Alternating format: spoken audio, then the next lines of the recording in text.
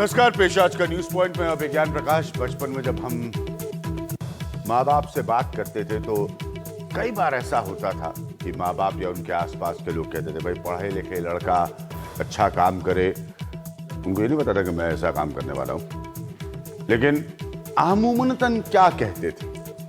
माँ बाप कहते थे भाई इंजीनियर या डॉक्टर बने। ये कहते थे पेरेंट्स, इंजीनियर या डॉक्टर बने। अब डॉक्टर बनने पर एक बहुत बड़ा मसला देश के सामने है। वो इसलिए सामने है क्योंकि एक कंबाइंड मेडिकल एग्जाम, यानी कि पूरे तरह से हर राज्य में हर स्तर पर मेडिकल के होने वाले एक इम्तिहान को लेकर अब बड़ा विवाद हो गया है और भाषा से जुड़ा विवाद हो गया। आप लोगों का बहुत मुझे फीडबैक आया है, बहुत ज्यादा आप लोगों ने लिखा है। हालांकि ये मेरी विशेषज्ञता का विषय कतई नहीं है। मेरे आउटपुट एडिटर वरिष्ठ हमारे साथी दीपक चौबे, उन्होंने बहुत मदद की है मुझे इसके बुनियादी मसले से बताने में। लेकिन ब्रजेश साहब ने एक ट्वीट किया था मुझे, और जैसे मैंने कहा बहुत सारे लोगों ने लिखा है, तो उसमें उन्होंने मुझे बताया था एक ट्वीट करके, अभी इतना स्पष्टता नहीं दिखेगा, जहां पर वो कह रहे हैं कि प्लीज इस पर आप चर्चा करिए क्योंकि नीट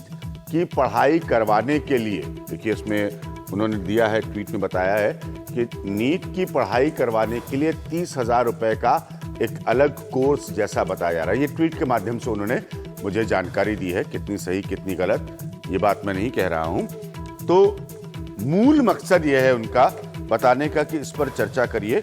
बहुत सारे जो देश के नौजवान हैं जिनको डॉक्टर बनना है, एक बहुत ही नोबल प्रोफेशन में आना है, उनके भविष्य का प्रश्न है। फिलहाल भाषा के आधार को देखते हुए मैं सब एक्सप्लेन करूंगा आपको बाद में। दीपक चौबे जी ने मुझे बहुत समझाया है, इसलिए अब मेरा फर्ज है कि मैं आपको जो उन्होंने समझाया है समझाऊं। मेरे साथ दो खास विशेषज्ञ मौजूद हैं। डॉक्टर अजय कुमार हैं जो कि खुद मेंबर है मेडिकल काउंसिल ऑफ इंडिया के, MCI के, और साथ में डॉक्टर गुलशन गर्ग हैं जो कि पिटिशनर हैं और चेयरमैन है संकल्प के, जो कि एक NGO है। और मेरे साथ DP त्रिपाठी साहब हैं, NCP के। DP त्रिपाठी जी को मैं वर्षों से जानता हूं और वो खुद शिक्षा और शिक्षण मसलों से बहुत पुराने तौर पर जुड़े रहे हैं। DP त्रिपाठी साहब, तो बेसिक बात क्या है? बेसिक बात यह है कि अगर एक बच्चा इस मेडिकल एग्जाम को दे रहा है तो भाषा की पाबंदी, ऐसा पॉलिटिकल पार्टीज मान रही हैं, उस पर नहीं होनी चाहिए। जो भाषा उसको सतह और सरल समझ में आती हो, स्वतः समझ में आती हो, सरलता से समझ में आती हो, उसमें वो एग्जाम दे दे। तो मेन पॉइंट ये निकल कर आ रहा है। ये स्थिति क्यों आई है? क्योंकि इसके पीछे की जो पृष्ठभूमि है वो ये है कि देश की सर्वोच्च अदालत ने कहा है कि एक ही एग्जाम होने की जरूरत है अक्रॉस द बोर्ड। समस्या क्या है? समस्या ये है कि सर्वोच्च अदालत का ये कहना है, देश की सुप्रीम कोर्ट का ये कहना है कि ये अभी से होने वाले एग्जाम्स होने चाहिए। लेकिन जैसा कि वेंकैया नायडू को आप सुन रहे थे, हाउस में जवाब देते, पार्लियामेंट में जवाब देते, तो उनका यह कहना था कि ये 1 साल बाद से लागू करना आसान होगा क्योंकि फिर बच्चों को वो साल का समय मिलेगा उस तरह से नौजवानों को तैयारी करने का। तो ये विषय है। क्लियर हो गया है आपको? आपका बहुत फीडबैक आता है, अगर नहीं स्पष्ट है तो मुझे जरूर वापस लिखिए। Doctor Ajay Kumar, main issue आप क्या है? पहले तो मुझे लगता था, जितनी भी मेरी जानकारी थी, कि एक बड़े कंबाइंड मेडिकल एग्जाम का इश्यू था। अब ऐसा लग रहा है कि उस बड़े कंबाइंड मेडिकल एग्जाम के साथ साथ, जो कि सुप्रीम कोर्ट कह रही है कि आप फला तारीख से ही उसको इंप्लीमेंट करिए, भाषा का इश्यू भी जुड़ गया है। ऐसा है कि जहां तक मेडिकल काउंसिल ऑफ इंडिया का सवाल है जी, हमने इसको परसू किया 2009 से। एक बार हारे, हाँ, जीते, और हम बड़े खुश हैं मेडिकल काउंसिल में कि हमारा जो स्टैंड था वो विंडिकेट हो गया सुप्रीम कोर्ट में कि साहब नीट होना चाहिए। हाँ, मतलब एक ही परीक्षा होनी चाहिए। हाँ, एक ही परीक्षा। नीट इसको कहा जा रहा है, लेकिन मैं सरल करके बोलता रहूंगा कि एक ही परीक्षा, हाँ, एक ही परीक्षा। अब इसके बाद जो आगे की कार्रवाई हुई कि एग्जाम कैसे हो, कौन ले, तो पहली चीज तो मैं क्लियर कर देना चाहता हूं, किसी भी एंट्रेंस एग्जामिनेशन में मेडिकल में हम मेडिकल काउंसिल ऑफ इंडिया कहीं पर भी सहभागी नहीं है। ठीक है। हमारे यहाँ एग्जाम दे के और जब एंटर कर जाते हैं बच्चे मेडिकल कॉलेज में, उसके बाद से मेरी जिम्मेवारी शुरू होती है। ठीक है, तो एमसीआई का कोई भूमिका नहीं है जब तक वो फिर इम्तिहान भी दे रहे हैं। हमारे अपने वो विचार पास करके जब डॉक्टर बन जाते हैं तब आपका रोल शुरू होता है। नहीं हाँ। जिस दिन वो मेडिकल कॉलेज में हाँ, मतलब admission डॉक्टर ले बनने लेते की प्रोसेस बन जाते नहीं, जिस दिन जिस दिन admission प्रोसेस ले शुरू होती लेंगे, है। उसी दिन से हमारी जिम्मेवारी बन जाती है उनके भविष्य के बारे में। अब बात हो गई ये लिंगुअल जो प्रॉब्लम है, तो सीधी बात है। 1956 में फजल अली कमीशन बना था स्टेट्स को डिवाइड करने का, रीऑर्गेनाइज करने का, जिसके आधार पर 1960 में गुजरात लिंग्विस्टिक आधार पे गुजरात स्टेट महाराष्ट्र से हटा था और अन्य स्टेट्स लिंग्विस्टिक आधार पर अलग हुए थे। उसमें 3 लैंग्वेजेस को, इंग्लिश प्राइमरी, फिर सेकेंड हिंदी और थर्ड रीजनल लैंग्वेज को प्राथमिकता दी गई थी कि इन तीनों में पढ़ाई होगी। अब है कि सारे स्टेट्स हैं, उन्होंने, बहुत से स्टेट हैं जहां रीजनल लैंग्वेज में पढ़ाई होती है। किसी ने मुझसे एक प्रश्न पूछा था कि साहब, तो अंग्रेजी में जब मेडिकल कॉलेज में पढ़ाई होती है तो आप लोग कैसे सोचते हैं कि रीजनल लैंग्वेज में पढ़ के अंग्रेजी में जाएगा? साहब, बड़ी सीधी बात है। पोस्ट ग्रेजुएट एडमिशन में हम नहीं कह रहे हैं कि दूसरी भाषा हो, तब तक तो इंग्लिश में पारंगत हो जाता है लड़का और फिर पोस्ट ग्रेजुएट इंग्लिश में देगा। लेकिन जहां तक एंट्रेंस किसका सवाल है, आज तो लड़के रीजनल लैंग्वेज में पढ़े, उनकी बुद्धि तो हमको तो उनके बुद्धि के बारे में ज्ञान होना चाहिए। फिजिक्स, आप क्या कह रहे हैं साहब? देखिए, मैं समझ बता नहीं पा दूं, रहा हूं। क्लियर कर दूं, हाँ। हमें फिजिक्स, केमिस्ट्री और बायोलॉजी में उनको 15% आना चाहिए और साथ ही इंग्लिश में भी 35% आना चाहिए। ठीक है। इंग्लिश लैंग्वेज उसमें है। तो एंट्रेंस के स्टेज तक, एंट्रेंस के स्टेज तक मैं पे डीपी त्रिपाठी और गुलशन गर्ग से आपको लाऊंगा। कोई भाषा होनी चाहिए या नहीं, या सिर्फ अंग्रेजी में ही इम्तिहान होना चाहिए? नहीं, मैं इसके फेवर में नहीं हूं कि सिर्फ अंग्रेजी में होनी चाहिए। को बच्चा बाकी भाषाओं को मौका मिलना चाहिए। भाई, ये रिकॉग्नाइज्ड है ठीक by है, the government। ठीक है, एक मिनट भाई, मैं आखिर यूपीएससी में तो मैंने कहा ना, होता मैं है एक्सपर्ट नहीं हूं। मैं आपसे प्रश्न पूछूं। डॉक्टर गर्ग, आप इनकी बात से एग्री करते हैं? हम इनसे सहमत नहीं है। उसका ठीक है। कारण ये है कि जिस दिन भी आप मेडिकल कॉलेज, डेंटल कॉलेज में जाएंगे, नेक्स्ट डे से आपको बुक्स सब इंग्लिश में है, ठीक तो है। एक एकदम ट्रांजिशन हो कैसे पाएगा? और दूसरी बात ये तो आप ये कह रहे हैं कि बेहतर है कि बच्चा अंग्रेजी में ही तैयारी करे? शुरू से आप फिर बाकी भाषाओं के मौके को आप क्यों मार रहे हैं? मान लीजिए किसी बच्चे को इंग्लिश नहीं आती होगी तो वो क्या करेगा? नहीं, आप देखिए दोनों एक चीजें। मिनट, बच्चे को इंग्लिश तो आती है, इंग्लिश तो पढ़ना ही है। इंग्लिश एंट्रेंस एग्जामिनेशन मतलब आती इस स्तर तक आती है सब्जेक्ट। कि इस स्तर तक आती है कि एक हाईली कंपेटिटिव, एक बहुत ही प्रतियोगितापूर्ण उसको इम्तिहान दे के मैं डॉक्टर बनना है। जी, तो इसलिए मैं कह रहा हूं जी, वो जरूर, उसके लिए आप शुरू से ही अपने वर्नाकुलर लैंग्वेज में तो आप तैयार रहते ही हैं, उसमें ज्यादा दिक्कत नहीं है।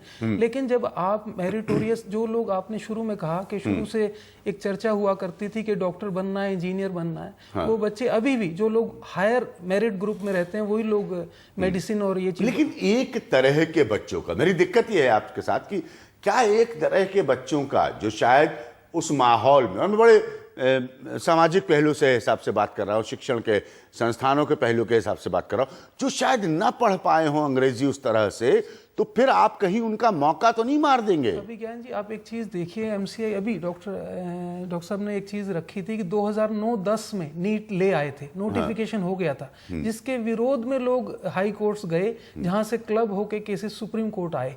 तो बच्चे तो तब से ही मानसिक रूप में तैयारी करनी शुरू हो गई थी कि कुछ कितने सेंट्रल। बच्चों को पता होगा साहब, हाई कोर्ट में प्रक्रिया चल रही है, सुप्रीम कोर्ट में प्रक्रिया चल रही है? 2009 के लड़के अब आज डॉक्टर बन चुके हैं। ऐसा कोई भी बच्चा 2016 ठीक है। हम 2012 में इस केस में हमने आईए लगाया था, इम्प्लीमेंट करके हम संकल्प चैरिटेबल ट्रस्ट से आए थे। उस समय हजारों बच्चों के डिफरेंट स्टेट से हमारे पास उनकी लिस्ट है, उनके फोन नंबर है। तो आपका ये कहना है कि आप उनको अंग्रेजी के लिए प्रिपेयर करें, पहले से तैयार करें? मुझे तो ऐसा लगता है कि ये चीज बहुत जरूरी है। उसके बाद आप आपस में ठीक है। एक मिनट, मैं डीपी त्रिपाठी साहब कहूँ। डीपी त्रिपाठी साहब ना सिर्फ एक पॉलिटिशियन है, भाषा और इस पर बहुत काम कर। डीपी त्रिपाठी साहब, अब क्या करें? बच्चों के भविष्य के हिसाब से सोचते हुए एक दलील ये कह रही है कि आप कोई भाषा की पाबंदी मत लगाइए, अंग्रेजी से लेकर क्षेत्रीय भाषाओं में वो इम्तिहान दे। ये डॉक्टर अजय कुमार का कहना है, जो एमसीआई के मेंबर हैं। डॉक्टर गुलशन गर्ग का कहना है कि जब इम्तहान दे के वो बच्चा पढ़ाई शुरू करेगा मेडिकल की, तो उस पढ़ाई की भाषा अंग्रेजी ही होनी है, तो वो पहले तैयारी करके क्यों ना आए? डीपी त्रिपाठी। ऐसा है कि मैं आपको अभिज्ञान जी, एक भारतवर्ष में एक प्रयोग हुआ था 1970 के आसपास, जो 1984 तक चला। वो था प्रवेश परीक्षा जवाहरलाल नेहरू विश्वविद्यालय की, एडमिशन के लिए एंट्रेंस टेस्ट। तो उसमें हम लोगों ने, जिसमें विद्यार्थियों ने प्रशासन और शिक्षकों के साथ मिलकर एक नीति बनाई थी। उस नीति में ये था कि अगर 100 नंबर का एडमिशन एंट्रेंस टेस्ट है, तो उसमें ये सेंट स्टीफेंस के लड़के से ये तंजावुर का लड़का कैसे मुकाबला करेगा, लड़का या लड़की, या कोरापुट की लड़की या लड़की प्रेसिडेंसी कॉलेज से कैसे मुकाबला करेगी उस टेस्ट में। तो हमने ये बनाया 20 नंबर का सोशियो इकोनॉमिक वेटेज, जो 20 नंबर 100 नंबर में सोशियो इकोनॉमिक वेटेज को दिया जाएगा। जो बैकवर्ड डिस्ट्रिक्ट से आता है, जो बैकवर्ड कम्युनिटी से आता है, जो पुअर फैमिली से आता है, जिसके गार्जियन की इनकम 1000 से कम है, उस सब जमाने की बात कर रहा हूं। फर्स्ट जनरेशन लर्नर है जो, उसको 2 नंबर मिलेगा। तो इस तरह से 100 में 20 नंबर में सेंट स्टीफेंस वाले को 0, प्रेसिडेंसी कॉलेज वाले को 0 और तंजावुर वाले को 20 नंबर, जौनपुर वाले को, सुल्तानपुर वाले को 20 नंबर। ठीक है, ये बनाया। फिर बनाया कि 30 नंबर इंटरव्यू के लिए और 50 नंबर ये रिटन टेस्ट के लिए। रिटन टेस्ट आप किसी भी भाषा में देने के लिए स्वतंत्र हैं। इंटरव्यू किसी भी भाषा में देने के लिए, जो मान्यता प्राप्त भाषाएं हैं भारत की, इंटरव्यू भी उसमें देने के लिए स्वतंत्र है, जो हमारे शेड्यूल में आती है संविधान के हिसाब से। जी। अब एक बात और सुन लीजिए। इसके बाद ये प्रश्न किया, जैसे अभी गुलशन गर्ग जी ने, कि भाई पढ़ाई तो अंग्रेजी में होगी, तो अंग्रेजी अगर नहीं आती तो आगे कैसे बढ़ेगा। तो हम लोगों ने जेएनयू में एक ब्रिज कोर्स बनाया कि जिनको अंग्रेजी नहीं आती 3 महीने तक उनको अंग्रेजी बताई जाएगी। मैं अपने अनुभव से आपको बता सकता हूं, मैं तो गांव में पढ़ा, किसी पब्लिक स्कूल में पढ़ा नहीं कभी। अंग्रेजी में मेरा डिस्टिंक्शन था बीए में इलाहाबाद यूनिवर्सिटी में, लेकिन अंग्रेजी उस तरह से मैं बोलता नहीं था जिस तरह बोलते थे ये सब। तो वो तो मैंने 3 महीने में जेएनयू में सीखी और फिर अंग्रेजी में भाषण करने लगा। वो तो खैर छोड़िए, वो एक पर्सनल मैं एक्सपीरियंस की बात बता रहा हूं। तो ये जो है कि क्षेत्रीय भाषाओं का इस तरह अपमान करना, और दूसरी इसमें बहुत बड़ी बात है, इस जो नेशनल एलिजिबिलिटी एंट्रेंस टेस्ट ये कर रहे हैं जी, आपके हिसाब से डॉक्टर गुलशन गर्ग की सोच क्षेत्रीय भाषाओं का अपमान कर रही है? क्लियर करिए, मुझे स्पष्ट करिए इस बात को।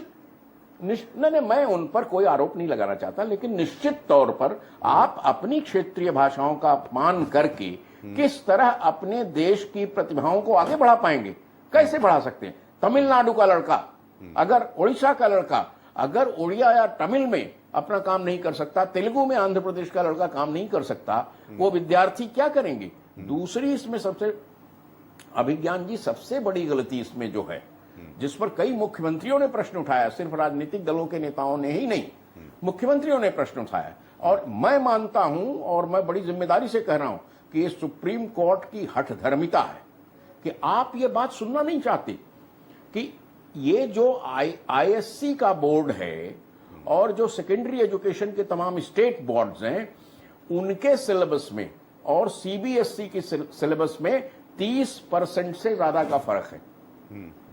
तो वो लड़के जो उन बोर्ड्स में इम्तिहान दे रहे हैं, वो क्या करेंगे? क्या उनको मेडिकल एजुकेशन से बाहर रखना चाहिए? एक और बात है जिसका जिक्र बहुत कम लोग कर रहे हैं, जो मैं आपके ध्यान में लाना जरूरी समझता हूं। मेडिकल एजुकेशन एज सच भी राज्यों की सूची में थी भारतीय संविधान में, बाद में इसे समवर्ती सूची में लाया गया, कॉन्करेंट लिस्ट में लाया गया, और अब आप इसको सेंट्रलाइज कर दे रहे हैं कि साहब एक इम्तहान को मानकर ही मेडिकल एजुकेशन हो सकती है।